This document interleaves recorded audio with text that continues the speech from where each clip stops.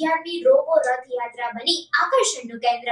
21મી સદીના ટેકનોલોજી યુગમાં ભગવાન જગન્નાથજીની રથયાત્રા પણ હાઈટેક બની છે।